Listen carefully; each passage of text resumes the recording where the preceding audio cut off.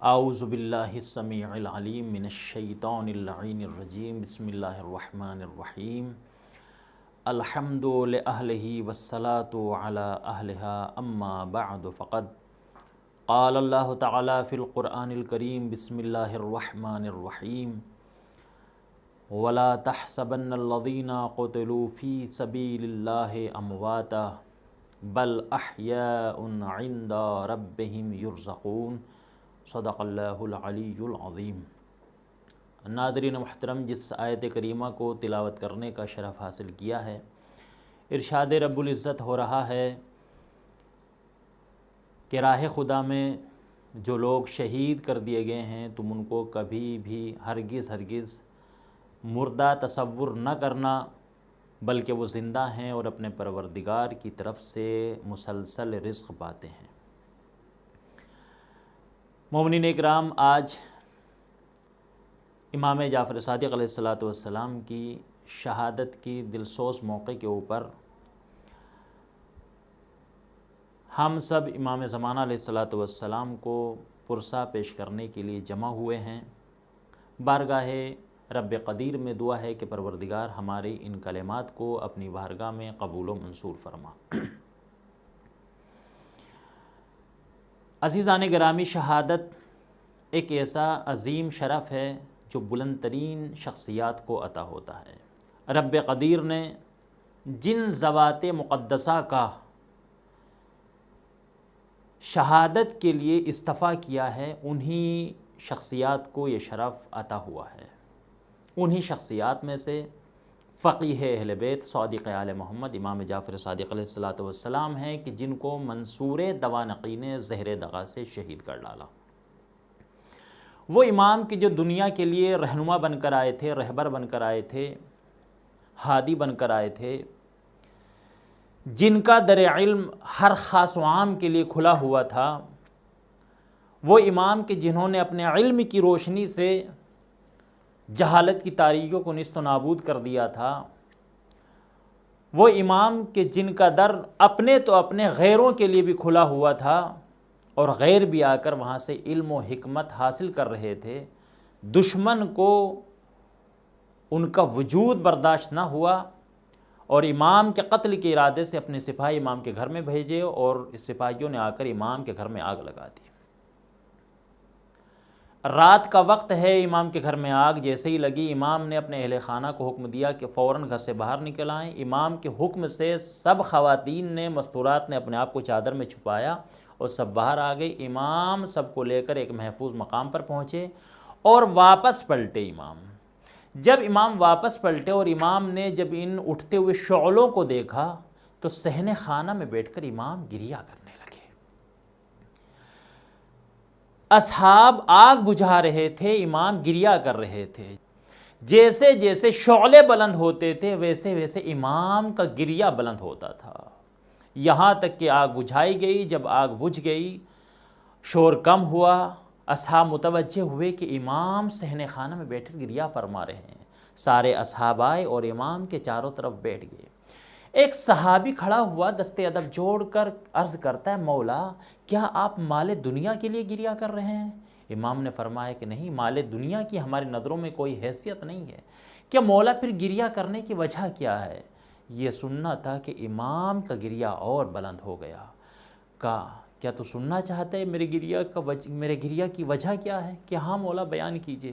ایک مرتبہ مولا نے روتے ہوئے کہا کہ جب میں واپس پلٹا اور میں نے اپنے گھر سے بھڑکتے ہوئے شعلوں کو دیکھا تو مجھے سن 61 ہجری کا شام غریبہ یاد آ گیا کہ جہاں پر خیام حسینی میں آگ لگائی جا رہی تھی، بیبیوں کے سروں سے چادریں چھینی جا رہی تھی، میری پھوپھیاں ایک خیمے سے دوسرے خیمے میں، دوسرے خیمے سے تیسرے خیمے میں جا رہی تھی، اپنی مدد کے لیے بلا رہی تھی، مگر کوئی ان کی مدد کرنے کے لیے نہیں آ رہا تھا۔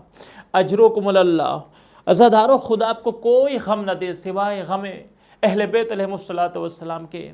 میں بارگاہ امام جعفر صادق علیہ السلام میں ہاتھوں کو جوڑ کر عرض کروں گا، مولا یقیناً آپ بڑے مظلوم ہیں، مولا آپ کے گھر میں آگ لگائی گئی، جس طرح امام حسین کے خیموں میں آگ لگائی گئی تھی، مگر مولا مجھے ایک جلتا ہوا دروازہ اور یاد آ رہا ہے۔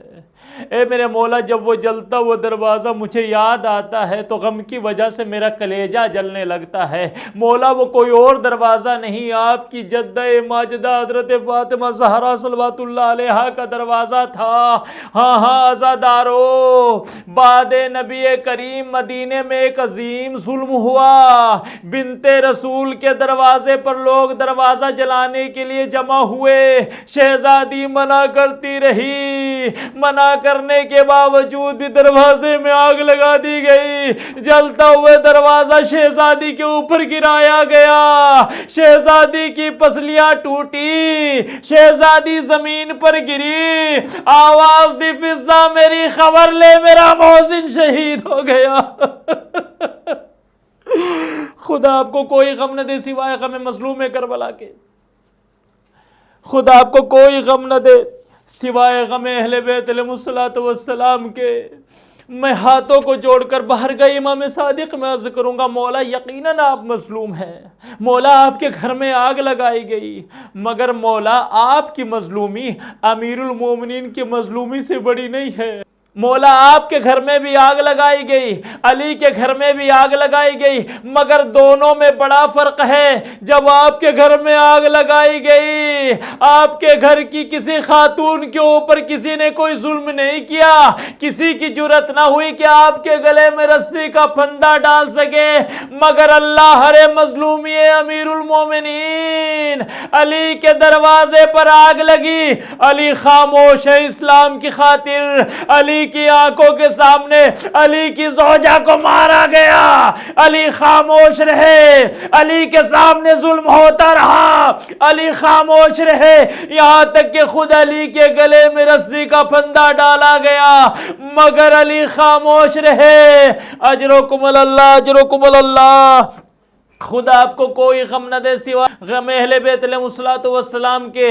عزادارو، میں امام صادق علیہ السلام کی خدمت میں عرض کروں گا، مولا یقیناً آپ بہت مظلوم ہیں، آپ کو بہت اذیتیں دی گئیں، مولا آپ کو زہر دغا سے شہید کر دیا گیا، مگر اے میرے مولا اتنا تو ہے، جب آپ کی شہادت واقع ہوئی آپ کے چاہنے والے بھی موجود تھے، آپ کے اصحاب بھی موجود تھے، آپ کے بیٹے بھی موجود تھے، آپ کے بیٹوں نے آپ کو اپنے ہاتھوں سے غسل و کفن دیا، جب جنازہ تیار ہوا چاہنے والے جمع ہوئے، بڑی شان سے آپ کا جنازہ اٹھا، آپ کو جنت البقیع میں احترام سے دفن کر دیا گیا، مگر اے میرے مولا ذرا سن 61 ہجری میں کربلا کے چٹیل میدان پہ ایک نگاہ ڈالیے، کربلا کی جلتی ہوئی ریت، ریت پر بکھرے ہوئے گلشن زہرا کے پھول، کہیں حسین کا لاشا، کہیں عباس کا لاشا، کہیں علی اکبر کا لاشا، کہیں اون محمد کے لاشے، کہیں قاسم کی لاش کے ٹکڑے، کوئی نہ تھا جو آ کر غسل و کفن دیتا۔ کربلا کی ریت اڑتی تھی، شہیدوں کا کفن بنتی تھی۔ الا لعنت اللہ علی القوم الظالمین۔